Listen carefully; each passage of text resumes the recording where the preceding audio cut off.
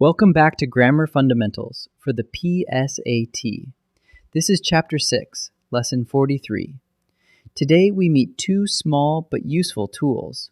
First, the conjunctive adverb, a word that links two complete thoughts and shows how they relate. And second, the interjection, a word that bursts out with strong feeling. Conjunctive adverbs and interjections. Let's start with the conjunctive adverb. It does the job of a connector. It joins two complete thoughts, two main clauses, into one sentence. Words like however, therefore, moreover, and consequently are all conjunctive adverbs. The key thing is that each one signals a relationship between the two ideas. However shows contrast.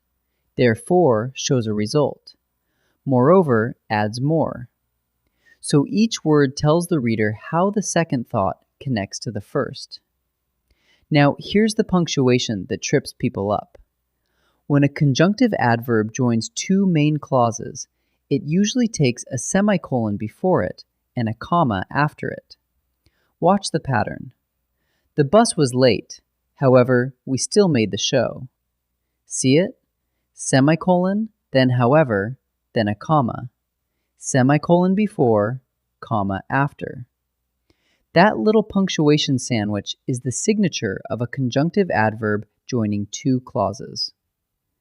Now, the second tool, the interjection. An interjection is a word that shows strong or sudden feeling. Wow! Ouch! Hey! Oh! It bursts out on its own. A strong one is set off by an exclamation point, and a milder one by a comma. The important point is that an interjection is grammatically separate from the rest of the sentence. It isn't the subject or the verb. It just adds the emotion, then steps aside. So here's your quick check.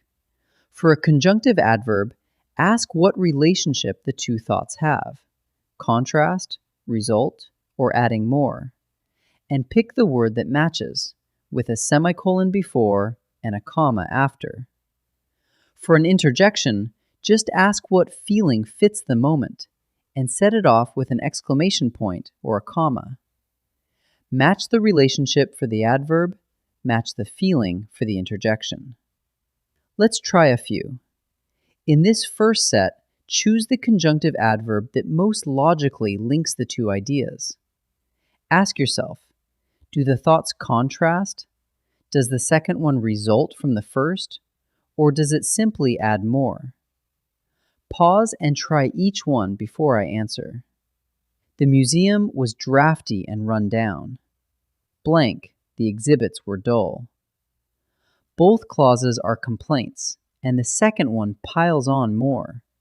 That's adding, not contrast or result. So we want a word that works like and. So the answer is furthermore. Our tour bus departed an hour late. Blank, we arrived after closing. Ask how the ideas relate. Arriving late is the direct result of leaving late. We need a result word, not an adding word or a contrast word. So the answer is thus. Mika knows little about opera. Blank, he would love to go. Here, the two ideas push against each other. He doesn't know much, but he still wants to go. That's a contrast, so we need a word that works like but. So the answer is still. Now, find the interjection that matches the feeling in each sentence. Ask what emotion the moment calls for, and pick the word that bursts out with it. Pause and try each one. Blank, the door just pinched my finger. What feeling fits? Sudden, sharp pain. Hooray is for good news, and well is just a mild pause. The word for pain is clear. So the answer is ouch. Cleveland just scored a touchdown. Blank, this is great news for a cheering fan. A moment of joy. Ouch is for pain. and alas signals sorrow.